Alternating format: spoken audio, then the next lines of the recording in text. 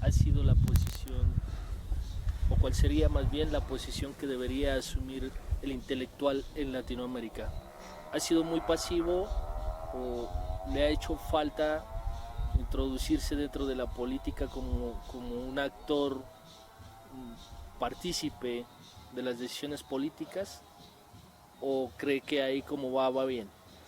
Mira, a ver, esa categoría gramsciana para mí es muy cercana porque yo en un momento, años atrás, estamos hablando todavía cuando estábamos en pleno periodo dictatorial, y no solamente dictadura en Chile, sino que prácticamente en todo el entorno de gran parte de Sudamérica, ¿no es cierto?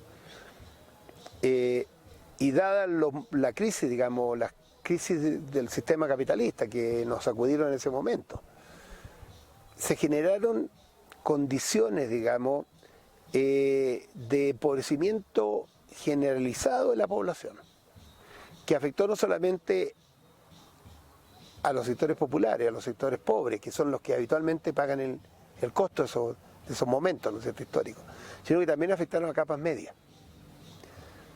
Yo en ese momento señalaba lo siguiente, que en el momento gramsciano, pensemos en el momento en el cual Gramsci acuña esta idea del intelectual orgánico, el intelectual orgánico era como una suerte como de un ser éticamente muy virtuoso, porque en el fondo era alguien que asumía una causa incluso que no era acorde con sus propios intereses, porque en muchos casos el intelectual orgánico, su origen de clase era distinto, ¿no es cierto?, de la clase cuyo interés intentaba, digamos, de alguna manera defender, expresar, representar.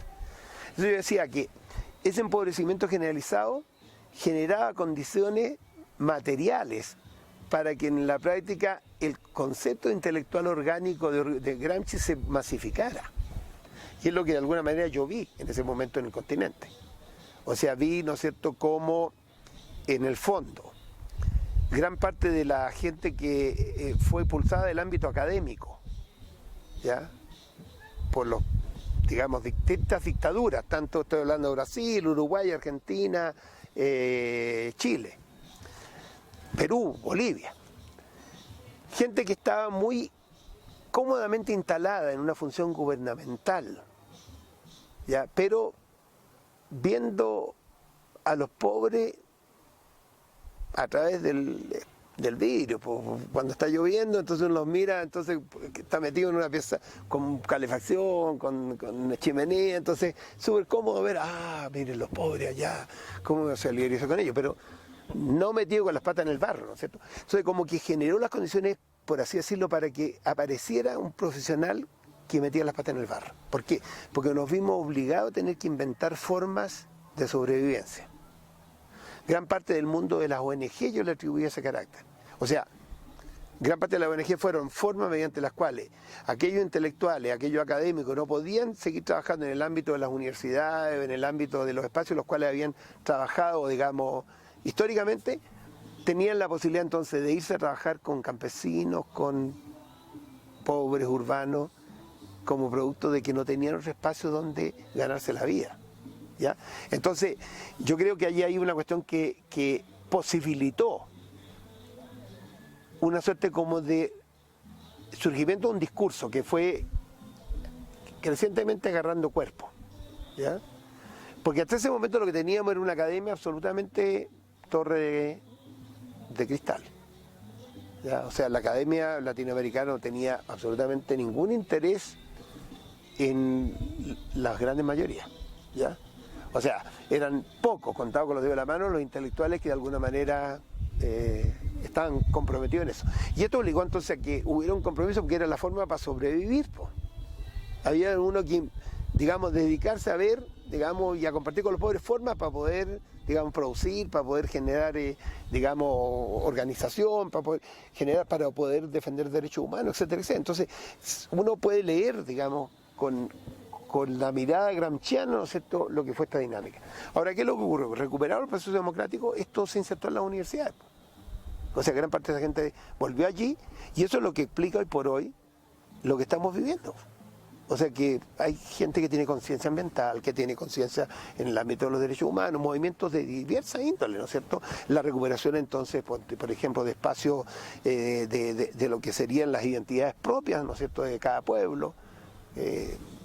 En el caso de Colombia, el reconocimiento de la población afroamericana, ¿no es cierto?, de las poblaciones indígenas, etcétera. Incluso la posibilidad de construcción de discursos propios, porque de alguna manera, ¿qué es lo que ocurrió? Se generó entonces una suerte de vinculación con espacios que antes eran espacios exclusivos de los sectores ricos, los sectores burgueses. ¿Está claro? Entonces, yo creo que eso es lo que de alguna manera ha ocurrido. Está ocurriendo, ¿ya?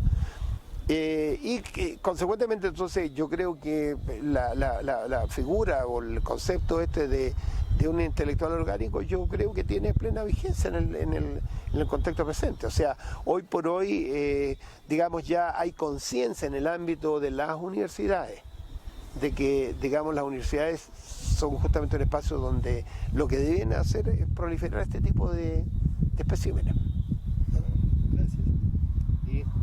Por último, queríamos preguntarle a usted qué piensa o cuál es su visión acerca del proceso de paz entre la insurgencia de las FARC y el gobierno de Colombia. Yo tengo mucha esperanza en que esto ocurra.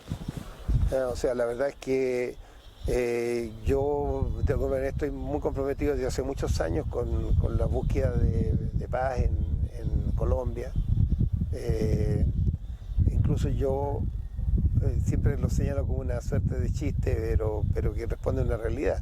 Yo aquí en Colombia aprendí que era pacifista, porque fui reconocido en la comunidad de la gente que escribe sobre estos temas, que organiza eventos, que trata de plantear propuestas, etcétera. Fui reconocido como un par en esa comunidad. Entonces, hoy por hoy, por así decirlo, estoy vinculado a estas dinámicas, a los procesos que se están viviendo.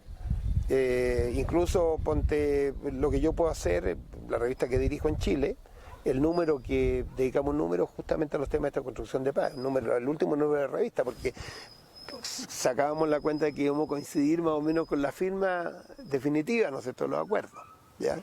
Claro, los procesos políticos se tardan más de lo previsto, ¿no es cierto? El número nuestro se atrasó, la firma de los acuerdos se ha atrasado mucho más todavía, porque recuerde que estaba datada para febrero, ¿ya?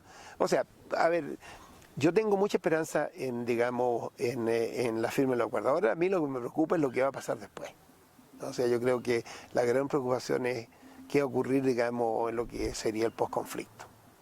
Porque en el fondo, lo que yo veo como un tremendo dilema para la sociedad colombiana tiene que ver con lo siguiente, con que algo que lo pensaba en una conferencia que di, creo que aquí mismo, con que nosotros vivimos un proceso similar. Ahí te lo ejemplifico lo siguiente. No tiene la magnitud de lo que tiene Colombia, porque en Colombia es una, digamos, guerra que tiene ya 60 años, digamos, tiro fijo un poco más y habría jubilado, digamos, como habría sido para el Guinness, digamos, jubilado como guerrillero, ¿cierto? No, o sea, no, te digo, y la cantidad de muertos, ¿no es cierto?, inconmensurable. Pero nosotros vivimos el siguiente dilema. El Partido Comunista asume la postura de crear buscar una opción militar. Eso significa una gran cantidad de cuadros que se mandan a formarse militarmente, ¿ya?, a Cuba, qué sé yo, los lugares donde estas cosas se hacen. Gran parte de esa gente adquiere experiencia, digamos, de combate en Angola, en Mozambique, en esos lugares, obtienen grados. Llegan con grados de comandante a Chile y toda la historia, y se intenta, digamos, de esta cosa, plasme el proceso político chileno. No tienen resultados, les va mal, digamos, ya. Toda experiencia fracasada, incluso casi risible, muchas de ellas. Pero lo concreto es lo siguiente: ¿qué haces tú cuando ya se comienza, digamos, a reconstruir un escenario de paz, de democracia, con esta gente que, digamos, lo formaste para hacer eso? ¿Cómo recicla? ¿No es cierto? Y la gran interrogante que nos planteamos entonces en las direcciones de la izquierda fue esa. ¿Cómo hacíamos para poder reciclar al Frente Patriótico Manuel Rodríguez? Tuvimos éxito en hacerlo, porque la gran mayoría, ¿no es cierto?, digamos, de alguna manera retornó al espacio de la civilidad, al espacio, digamos, democrático. Ya se salieron del ámbito militar. Pero obviamente quedan Valencias libres por allí. Muchas de ellas se han asociado digamos, a la delincuencia, al narcotráfico, incluso hasta han hecho negocio con los propios, ¿no es cierto?, esbirros, digamos, de la dictadura, o sea, lo que eran la gente de lo que era la servicio de inteligencia. Pero lo concreto, ¿no es cierto?, que por lo menos logramos hacerlo. Y entonces eso yo creo que es el gran desafío, porque aquí ustedes van a tener que reciclar a gente, ¿está claro? Y entonces entre esas víctimas de lado y lado, entonces lo que va a haber que hacer es lograr que, digamos, no se pasen cuentas mutuamente. En definitiva, digamos, perfecto, ¿cómo hacemos para olvidar esta tragedia, para poder construir, digamos, para que recuperar y aprender de ella y para poder en nuestra memoria, digamos, procesar estas cosas como país, como sociedad, para que no volvamos a caer en lo mismo? Pero el problema es que van a estar permanentemente así las tensiones. Y entonces de repente va a aparecer entonces un sicario que asesina a un personero, digamos, a alguien que era, no sé, porque llegó al Parlamento y que había sido, digamos, ya había purgado todas sus penas y todas sus culpas, había purgado incluso de pronto hasta pena, y resulta que en definitiva termina asesinado, como ocurrió con Navarro, con tanta gente, pues. Como lo sabemos, ya ustedes tuvieron la experiencia con la UP, pues. Claro. Entonces, ¿cómo evitamos que eso vuelva a ocurrir nuevamente? Porque eso entonces genera una tendencia a mucha gente a irse de nuevo al monte. ¿Ya? Entonces, es complejo. Entonces, yo creo que hay procesos que van a ser, digamos, dolorosos, difíciles, ¿ya? Y donde hay que desarrollar una pedagogía para la paz. ¿Ya? Y van a tener que inventar eso. Se puede aprender mucho de los sudafricanos, ¿eh? De los sudafricanos, digamos, yo creo que ahí hay una suerte de, digamos, un personaje, una estirpe así como Mandela, que son, no sé, pues está para ponerlo ahí al lado de Luther King o de, digamos, de Gandhi, ¿ya? Porque en el fondo cuesta, cuando tú has vivido, ¿no es cierto?, cuesta olvidar. Cuando has vivido, has sido, digamos, torturado, ha sido... Maestro, ¿y usted nos podría regalar alguna sugerencia para esa fórmula de la reconciliación entre colombianos? Mira, yo la fórmula, a ver, es complicado, pues, porque, pero yo diría la mejor fórmula tiene que ver algo que yo aprendí de Maturana. Hay que instalar la emoción de la paz en los colombianos, ¿ya? Tal como nosotros instalamos en Chile la emoción de la democracia. Cuando se instala la emoción de la democracia es incontenible. No hay tiranía que soporte. Es lo que ocurrió en Polonia, lo que ocurrió, digamos, en Checoslovaquia, ocurrió en muchas partes del mundo, ¿ya? Ocurrió en Chile, ¿ya? Aquí hay que instalarse la emoción de la paz. Y para instalar la emoción de la paz, muy simple. El tema que hay que conversar todos los días es de esto, en todos los espacios. Conversar en la casa, lo que uno tiene que conversar con su mujer, con su pareja, con su hijo, conversar de la paz, conversar con los vecinos. Entonces, dejar un poco de lado, olvidarse de Shakira, olvidarse de ¿cómo se llama el jugador este malito que tiene usted allá en Real Madrid, que no lo deja jugar nunca? Ya Rodríguez, no se te olvidarse de, ya, andar preocupado y preocuparse más de estas cosas que son las que... ¿ya? Y dejar de escuchar, digamos, a los imbéciles de turno, que los va a ver, pues. ¿Ya? O sea, a los personajes malditos, que yo creo que lo tiene usted marcado. No quiero mencionarlo, porque, digamos, basta que enuncie la palabra para que todo aparezca ahí como la cara de este señor. Porque se parece mucho a los personajes de en Chile de la UDI, la Unión Demócrata Independiente. O sea, personajes así bien vestiditos, como te diría, usando un término muy chileno, muy cartucho, ¿ya? Que parece muy medido, muy aquí, muy acá, ¿ya? Y en la práctica malandrines, digamos, en todo sentido. Muchas gracias, maestro. Okay. Un honor.